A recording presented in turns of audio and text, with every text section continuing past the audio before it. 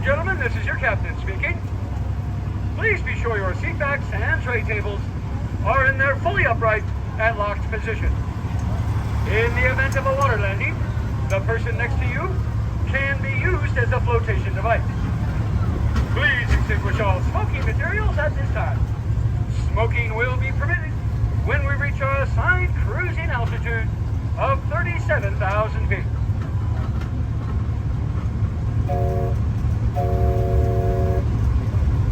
Oh, wait. Sorry, wrong speech. That's my night job. Good afternoon, and welcome aboard the Superstition Scenic Railroad. My name is Bruce. I'll be your engineer, conductor, brakeman, gate man, tour guide, chief, cook, and bottle washer. Feel free to stand up and turn around whenever you'd like to. There'll be things to see on both sides. And we'll start with this big old mountain off to the right. That, my friends, is the western base of the Superstition Mountain Range. It's about 5,000 feet above sea level up on top, and geologists tell us that it was formed 30 million years ago at the edge of a volcanic caldera. Today, the entire mountain range is 250 square miles of federally protected wilderness area. And now a little bit about these big, tall cactus that you see all around the town. The ones with all the arms on them. There's a few of them coming up on the right there. Those are giant saguaro, and they live only here in the Sonoran Desert. They can get to be 250 years old, and they don't grow their first arm until they're about 75 years old. Coming up on the left side, these weird-looking cactus with all the green fruit hanging off them are called jumping cholla or chain fruit cholla. And if you look closely, you'll see bird nests up among the thorns on those cactus. Those are made by Arizona state bird, the cactus wren. I'll never figure out how they do it, though, without stabbing themselves to death. I can tell you from personal experience that those particular cactus are the most painful ones that you can run into out here. Believe me, I've run into just about all of them. But those cactus have microscopic barbs on their thorns that make them really difficult to remove once you get them stuck to you.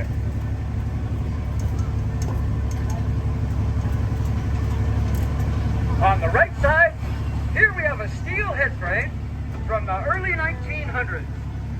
They would use that steam-powered winch to haul that bucket full of gold ore up out of the mine shaft.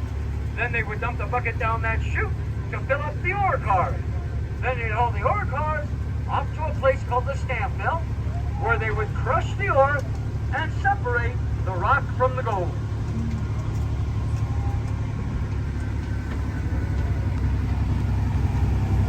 Now, right after we pass this telephone pole on the right side, if you look out that way, you're going to see a great big hole in the ground. That is the Wasp Mine. Now, today it's an open pit mine or strip mine, but it started out as one of the 4 large underground mines that were out here. What happened was a family bought that claim in 1983. They opened it back up and began strip mining down there, and by 1985, they had pulled about 1,500 ounces of gold out of that hole. Also off to the right, out by that old blue dump truck, you'll notice a couple of smokestacks sticking up between those concrete walls. Those are coal-fired steam boilers, and they're out there because back in the old days, all the mining equipment at all the different mines out here, it all ran on steam. There were boilers just like those scattered all around the whole mining district. Those 2 boilers powered the main shaft and the head frame of the Mammoth Mine, which is the second of those 4 large underground mines that I'll talk about. The Mammoth was by far the largest and the most productive of all the mines out here, and it was also the deepest. The main shaft went straight down 1,058 feet, almost as deep as the Empire State Building is tall.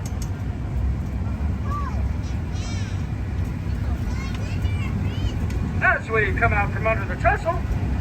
The Mammoth was located off to the right, behind that pile of dirt with that little ore car in front of it. The third of those 4 big underground mines is also out there to the right. Out behind that gray metal building with the red door is the Black Queen mine. Now, back in the early days, there were more than 100 separate mining claims out here, but they were all what's called surface mines or placer mines. And what that meant for the miners was they would locate a claim, and then they'd come out here with a pick and a shovel, and they'd scrape and scratch at the surface, never deeper than 10 feet down. They'd gather what ore they could, and then they'd have to move on and try to find another claim. That all changed one day when a fellow from Colorado showed up out here. He was a mining engineer and a financier, and he had learned all about underground mining from his Colorado experience. So he came down here, looked around, liked what he saw on the surface, and he bought the 4 biggest mines out here and converted all 4 of them into underground mines.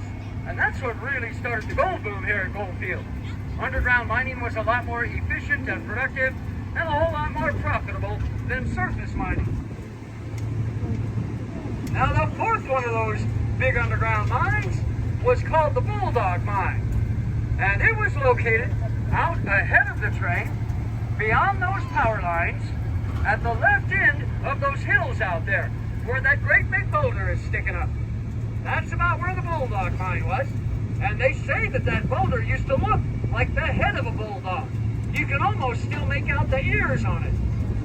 Well, one day some of the miners got a little bit rambunctious, and they went up there to play with their dynamite, and they wound up blowing the whole face right off that boulder. There may have been some liquor involved. Nobody knows because they never caught those guys.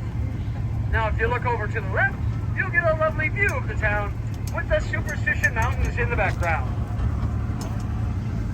The prospecting actually started out here in the 1860s, but very few people were brave enough to come out and try their hand at it because Apache Indian raids were still fairly common back then, and this whole area was well known as a dangerous place to hang out. A couple of brave souls did venture out here though, and they did manage to find some gold. And by 1891, the Apache raids had subsided, and word had gotten back to civilization about the gold strikes happening out here, and all of a sudden, people just started to flood into the town. It seemed like everybody was coming out here from everywhere to see if they could get in on a little bit of the action. And so the town began to grow, and it grew very quickly, until at one point, there were 3 saloons operating here, along with about 30 other businesses. They had the mercantile store, of course, and they had a blacksmith shop and livery stable and a boarding house. They had a butcher shop and a bakery and a brewery, too. They even had a 1-room schoolhouse for the children. The population at that point was around 1,500 people, and of those 1,500, about 500 were the actual miners. But the miners and their families, they really didn't live in the town proper. They lived all around the town, out here in the surrounding desert, in canvas tents. It was a tough way to make a living, but they were some very tough people, and it was real good money. So they all stuck to it, and more of them kept showing up out here almost every day. And then in 1893, the postmaster at Mesa City, which was the closest town back then, they realized they'd been sending a whole lot of mail out here on the stagecoach. So they sent somebody out to investigate. And that person came back and reported that there were now more than enough people out here for Goldfield to be able to have its own post office. So in 1893, a U.S. post office opened up here. And only a month or 2 after that, still 1893, the town was granted the charter that it had applied for.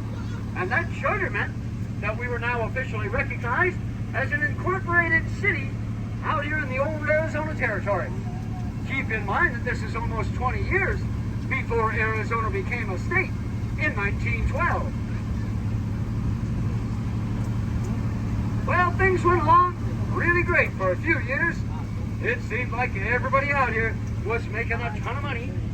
Not only the miners, but also the business people in town. But then something happened up at that old mammoth mine that changed the course of the town's future.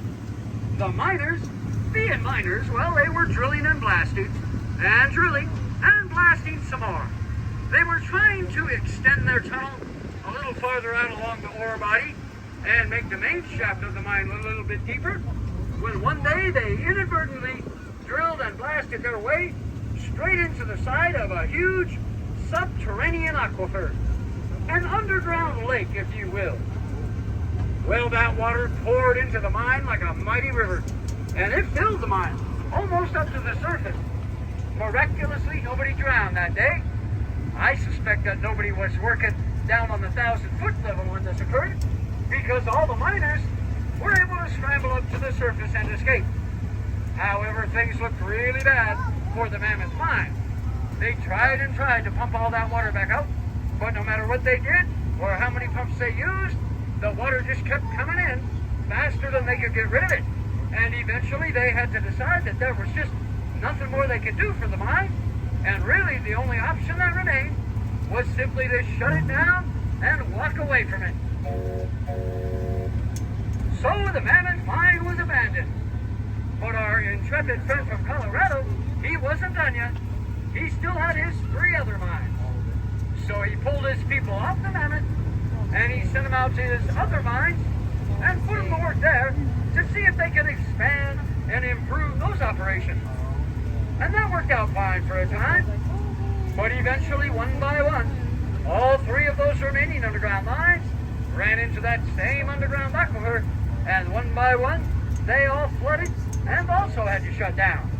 So now, all of a sudden, things are looking real bad for the whole town, because all the underground miners, they just up and left. And the surface miners had scraped up about all the surface that they had legal claim to, so they were taken off.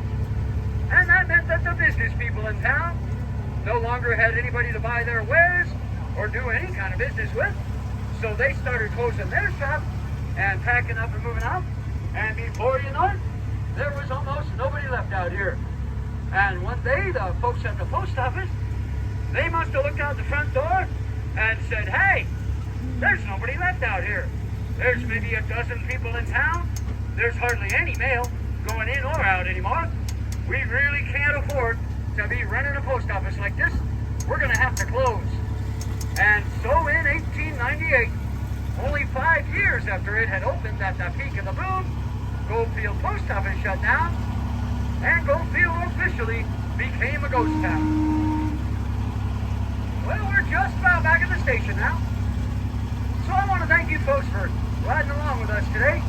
We appreciate you taking some of your time and spending it out here with us, learning a little bit about our history and helping us to keep our town alive. If you enjoyed the trip and you'd like to leave a little tip for your poor old engineer friend, there's a tip box